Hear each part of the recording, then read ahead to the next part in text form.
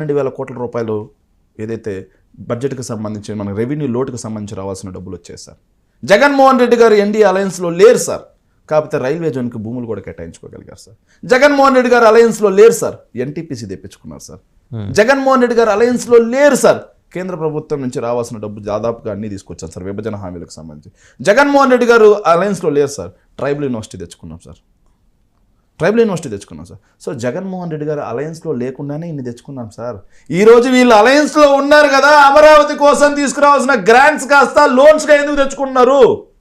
ఈ రోజు వీళ్ళు అలయన్స్లో లేరు కదా, పోలవరం ఎత్తు ఆగండి సార్. వ్యాలిడ్ పాయింట్ మీరు అన్నది. నిజంగా గ్రాంట్స్ లోన్స్గా ఎందుకు తెచ్చుకుంటున్నారు? అసెంబ్లీకి వెళ్ళి అడగండి సార్, అసెంబ్లీకి వెళ్ళి అడగండి. ఖచ్చితంగా అడుగుతాం సార్. మేము అదే రేపు 24 నుంచి సెషన్స్ ఉన్నాయి, వెళ్ళి అడగండి సార్. 24 నుంచి కాదు, 21 నుంచి పెట్టమండి, 15వ తారీఖు నుంచి పెట్టమండి, మేము వెళ్తాం. కాకపోతే చట్ట ప్రకారం రాజ్యాంగబద్ధంగా మాకు రావాల్సిన ప్రతిపక్ష హోదాని మీరు ఎందుకు ఇవ్వట్లేదు? మీరెందుకు జగన్మోహన్ రెడ్డి గారికి భయపడుతున్నారు?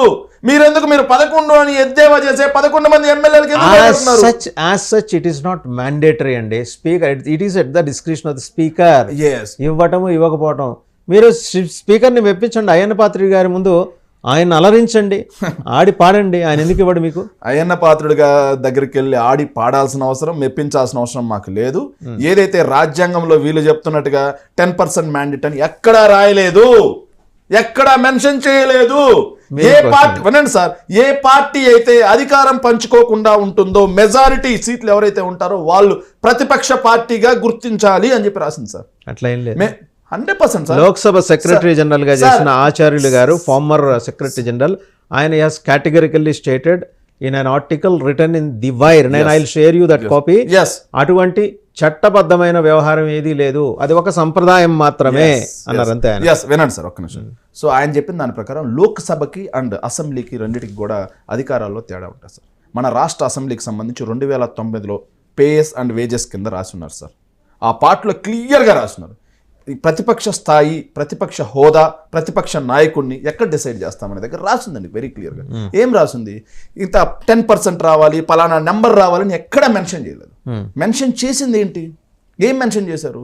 ఎవరైతే అధికారం పంచుకోకుండా అత్యధిక మంది ఎమ్మెల్యేలను కలిగి ఉంటారో ఆ పార్టీ ప్రతిపక్ష పార్టీ, ఆ ఎమ్మెల్యేలకు ఆ పార్టీకి చెందినటువంటి నాయకుడు ప్రతిపక్ష నాయకుడు అని రాసింది. మేము కోర్టుకు వెళ్ళి ఉన్నాం. మరి కౌంటర్ వేయాల్సినటువంటి అయ్యన్న పాత్రుడు కదా, ఎందుకు కౌంటర్ వేయలేదు? కౌంటర్ ఏమనండి, కోర్టు తీర్పు వస్తుంది కదా, వెయిట్ చేస్తాం. సో కోర్టు చూస్తుంది, 2-3 సార్లు చూస్తుంది, తర్వాత ఎలా తీర్పు ఇవ్వాలో తెలుసు. కోర్టు తీర్పు తర్వాత కోర్టు అంశంలో ఉంది. కోర్టు తీర్పు తర్వాత దాని గురించి మాట్లాడదాం సార్. ఇంకొక విషయం సార్, మీరు అన్నారు మేము అధికారంలో లేం సార్, కానీ పోలవరం ఎత్తు 45 మీటర్ల దగ్గర నుంచి 41 మీటర్లకు తగ్గలేదు సార్. వీళ్ళు ఈరోజు వాళ్ళతో కలిసి అలయన్స్లో ఉన్నారు సార్. వాళ్ళ అలయన్స్లో ఉండి పోలవరాన్ని గొంతు పిసికి చంపేసే ఆంధ్రప్రదేశ్ ప్రజల వరప్రదాయిని, ఆంధ్రప్రదేశ్ ప్రజల కళ అయినటువంటి పోలవరాన్ని ఈరోజు క్యాబినెట్ డిసిషన్ తీసుకుంది. 41.15 మీటర్స్కి పోలవరాన్ని తగ్గిస్తూ. మరి చంద్రబాబు నాయుడు గారు, పవన్ కళ్యాణ్ గారు అలయన్స్లో ఉన్నారు కదా, మరి ఏమైంది? ఈరోజు తీవ్రమైన వెన్నునొప్పితో బాధపడుతున్నటువంటి పవన్ కళ్యాణ్ గారు కేరళ కవాతు చేస్తూ వెళ్ళారు కదా. ఆయన ఏదో అదే సార్ కుమారుడితో కలిసి దేవాలయ సందర్శన.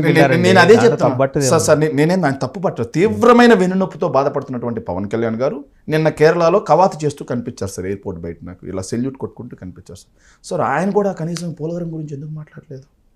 మోడీ గారితో, అమిత్ షా గారితో అత్యంత సన్నిహిత సంబంధాలు కలిగినటువంటి పవన్ కళ్యాణ్ గారు ఈరోజు ఎందుకని చెప్పి ఢిల్లీ వెళ్ళి కవాతు చేసి వాళ్ళ దగ్గర అడగట్లేదు? ఏమయ్యా పోలవరం పరిస్థితి ఏంది ఈరోజు అని అడగట్లేదండి.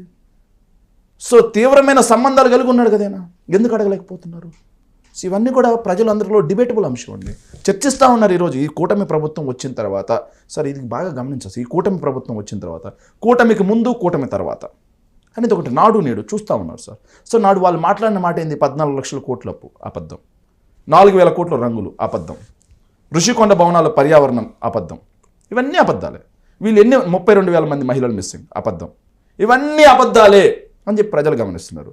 సో ఆడబిడ్డల జోలికొస్తే తోలు తీస్తా, తాట తీస్తా, మోకాళ్ళ మీద కూర్చోబెడతా అని చెప్పిండు. కానీ ఏదైతే మచ్చుమర్రి బాలిక దగ్గర నుంచి మొదలు పెట్టుకుంటే నిన్న వాళ్ళ పార్టీ జనసేన రాయల్ కీచక వ్యవహారాల వరకు ఏ ఒక్క ఘటన మీద ఆయన స్పందించారు కదా. Kiran royal was asked to stay away from the party activities. Sir direct గా కమిటీ వేశారు సార్. మీరేం ఆ కమిటీ చేస్తారు? భుజాన్ని వేసుకుని తిరుగుతున్నారు మీ పార్టీలో.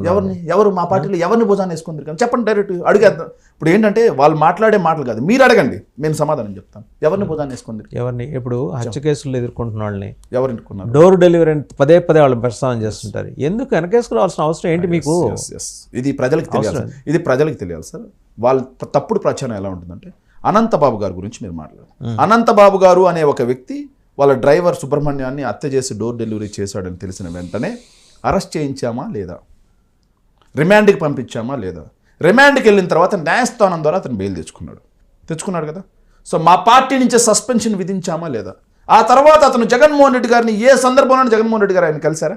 కానీ వీళ్ళు ఏం చేస్తారంటే అండి, 2019 ముందు జగన్మోహన్ రెడ్డి గారితో పాల్గొన్న ఫోటోలు తీసుకొచ్చి కలిశాడు అని చూపిస్తారు. చాలా